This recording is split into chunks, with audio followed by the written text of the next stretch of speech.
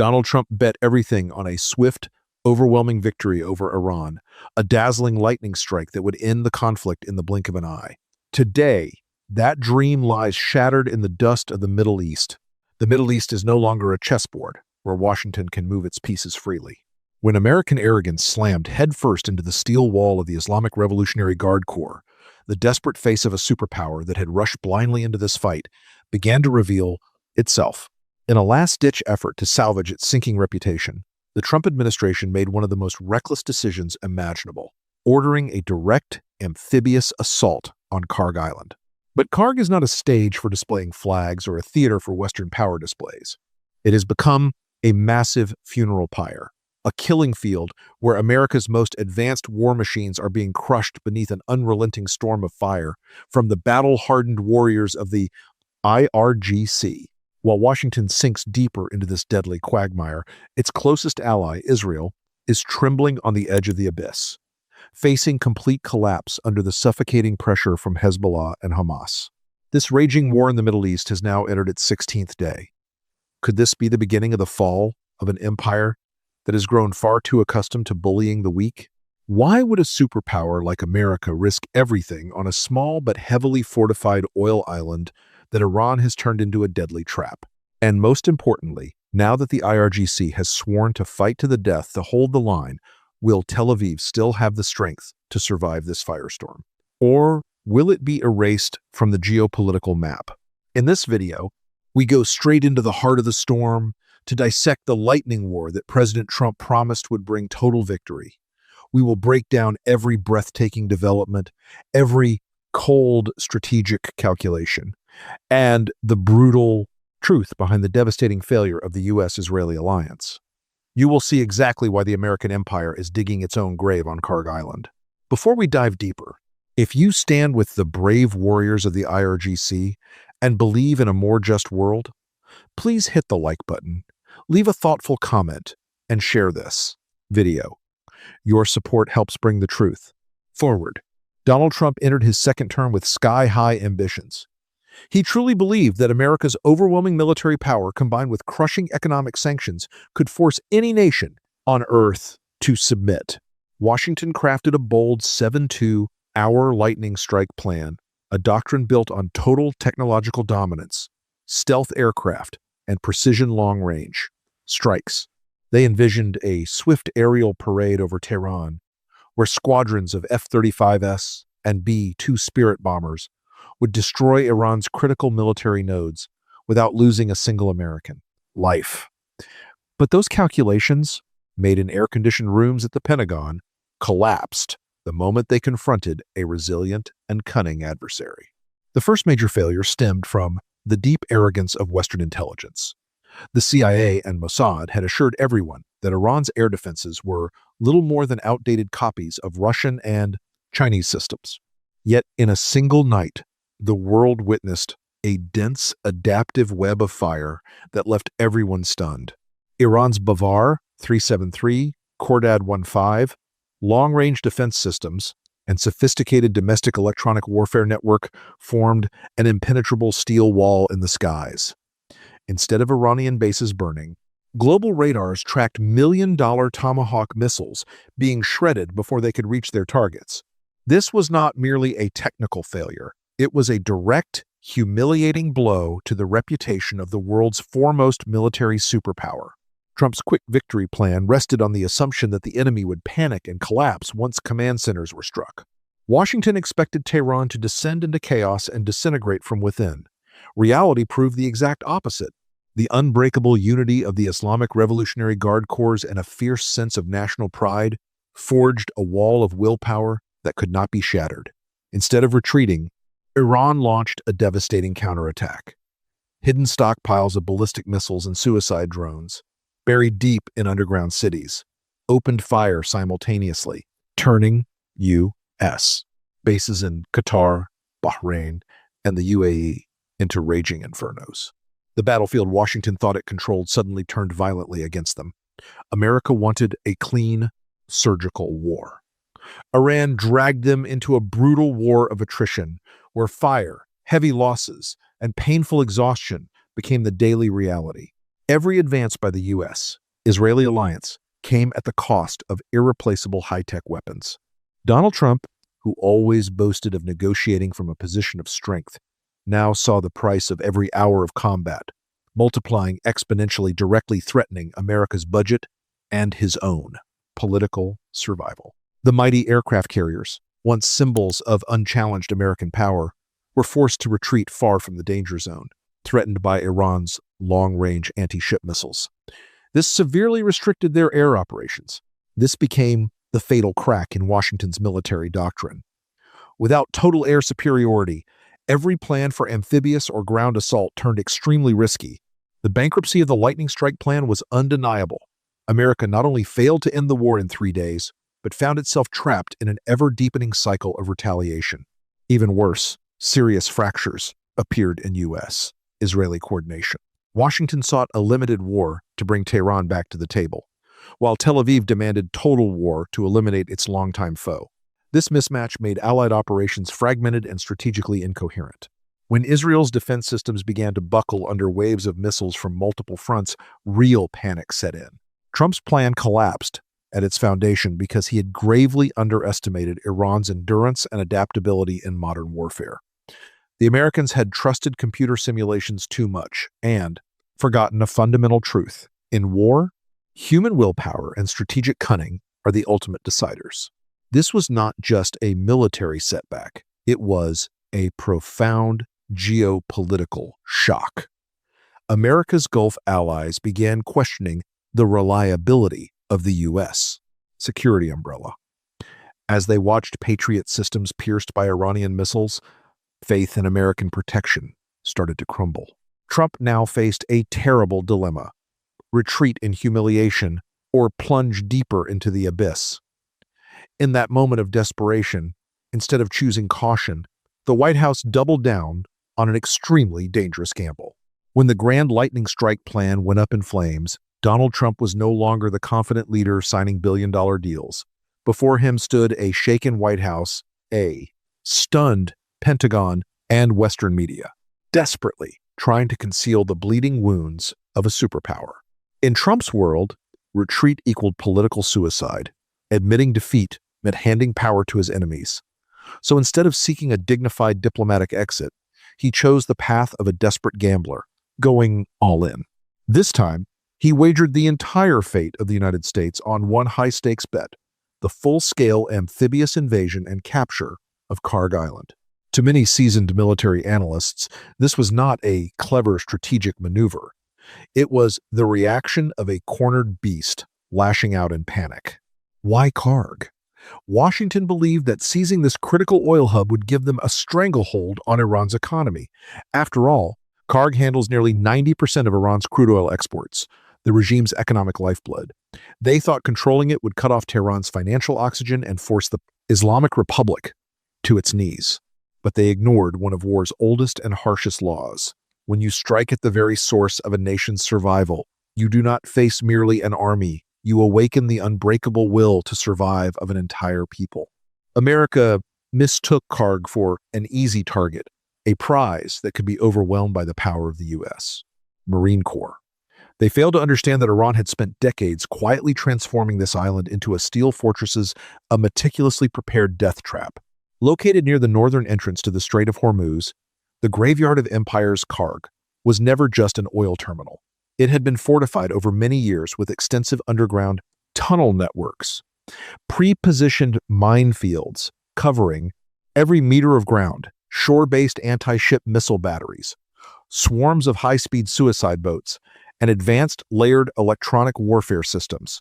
Trump desperately needed a visible victory, a powerful image of the American flag flying over Iran's massive oil tanks to calm rising domestic criticism. Despite serious warnings from experienced generals about sending multi-billion-dollar warships and thousands of troops into waters bristling with Iranian missiles, the White House order stood firm. This decision pushed tens of thousands of American soldiers into a living nightmare. This was no longer a remote high-tech war fought from screens.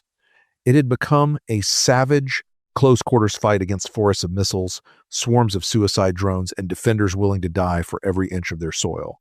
While America poured its strength into the Kharg quagmire, Israel faced an even greater crisis.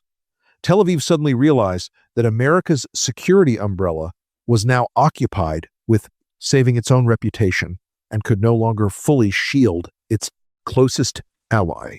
Trump's reckless gamble on Kharg unintentionally sparked a wider regional uprising. Hezbollah, Hamas, and pro-Iran forces in Iraq and Yemen intensified their attacks, turning Israel into a lonely fortress surrounded by a sea of fire.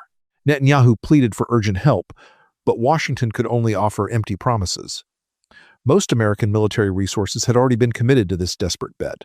This was the beginning of the chain reaction collapse the world is now witnessing.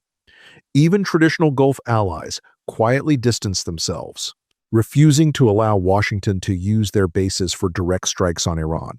Yet the man who once called himself the master of the deal refused to back down. He still believed one decisive blow against Kharg would restore order. Reality proved far harsher. The deeper America pushed, the more it lost control of the battlefield. Every step closer to the island brought it nearer to a collapse of global credibility and crushing economic pressure. Rarely in history has America found itself in such a confused and perilous position. A president driven by hubris, a military machine hampered by flawed intelligence, and a war goal that grew murkier with every passing day. Kharg Island is no longer merely a military objective. It has become a powerful symbol of resistance against unipolar dominance. But Kharg was never just an island. It was a pressure point in the global energy system. Nearly 20% of the world's oil supply passes through the Strait of Hormuz. The moment instability reached Kharg, insurance rates for shipping surged, tanker routes shifted, and global oil prices spiked within hours. This was no longer a regional war. It was a systemic shock to the global economy. America has entered a game whose rules it never truly understood, facing an opponent that refuses to yield to brute force. And what awaited them on that island was something far more dangerous than they had imagined. But what awaited the American forces on Kharg Island was far more dangerous than any war game at the Pentagon had ever simulated. This was not just another oil-rich target. It was a meticulously engineered killing field, a deadly trap that Iran had been preparing for decades, quietly and relentlessly. To understand why Trump's all-in gamble was so fatally flawed, you must first understand what Kharg Island truly represents. This is not some small, insignificant speck in the Persian Gulf. Kharg is the beating heart of Iran's oil economy. It handles nearly 90% of the country's crude oil exports, the vital lifeline that funds the entire regime. Whoever controls Kharg controls Iran's economic windpipe. Washington believed that seizing this single island would deliver a knockout blow, capture the oil terminal, raise the American flag, and Tehran would have no choice but to beg for mercy.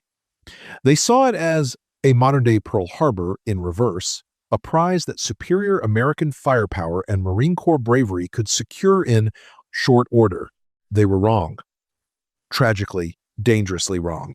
For decades, while the world focused on Iran's nuclear program and sanctions, the Islamic Revolutionary Guard Corps had been transforming Kharg into one of the most sophisticated defensive strongholds in modern warfare.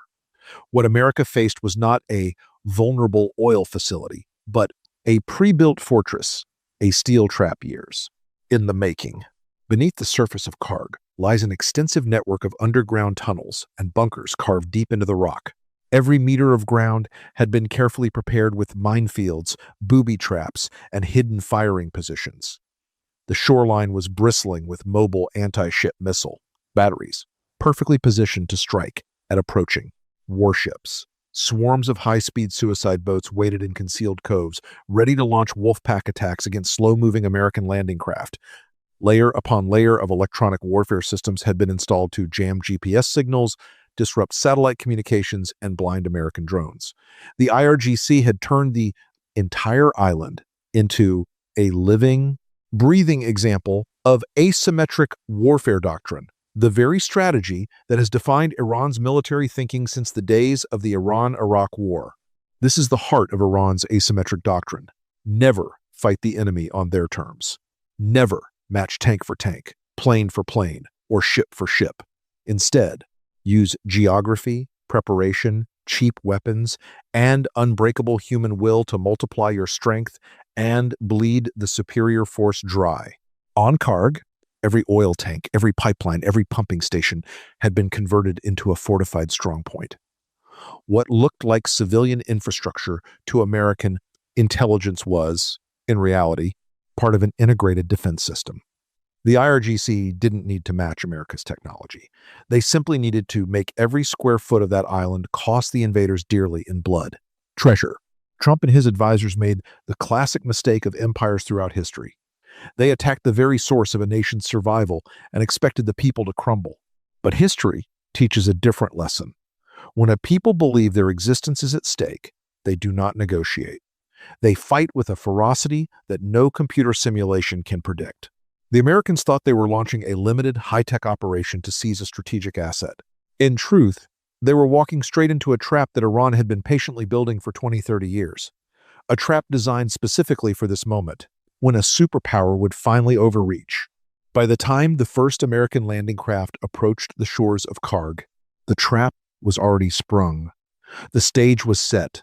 The defenders were ready. And what followed was not a battle of equals, but a calculated slaughter, in which every advantage of technology met the cold reality of terrain, preparation, and human resolve. This was never going to be a quick victory. It was always going to be a bloodbath. And that bloodbath is exactly what unfolded when the Marines hit the beaches. At dawn, over the Persian Gulf, the sea no longer carried the calm blue of peaceful waters. It glowed red with the smoke and fire of war. When Donald Trump ordered the carrier strike groups to close in on Kharg Island, he personally opened the gates of hell for tens of thousands of American servicemen. What was supposed to be a showcase of American military might, the proud amphibious assault by the United States Marine Corps, quickly turned into one of the most humiliating disasters in modern Basque military history. America's technological superiority and the legendary fighting spirit of its Marines were about to be ground into dust under a storm of Iranian fire. Kharg Island was never going to be an easy landing. It had become a fortified death trap, and the moment the first wave began, the nightmare unfolded with terrifying speed. As CH-5 3K King Stallion heavy-lift helicopters and V-22 Osprey tiltrotors lifted off from the decks of the assault ships, they flew straight into a wall of low-altitude fire.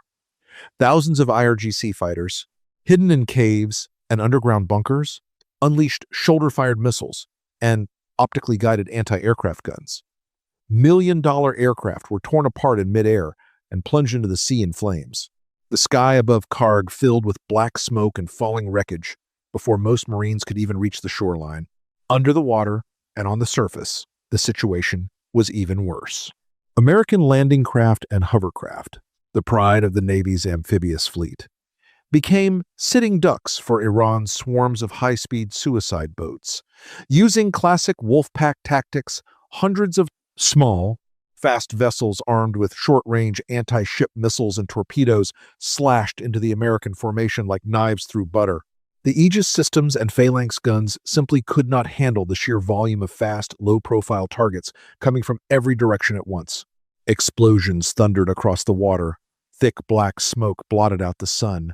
Beneath the waves, the wrecks of billion-dollar warships and landing vehicles settled on the seabed as silent monuments to a fatally flawed gamble. Those Marines who managed to reach the beach quickly discovered that the real horror had only just begun.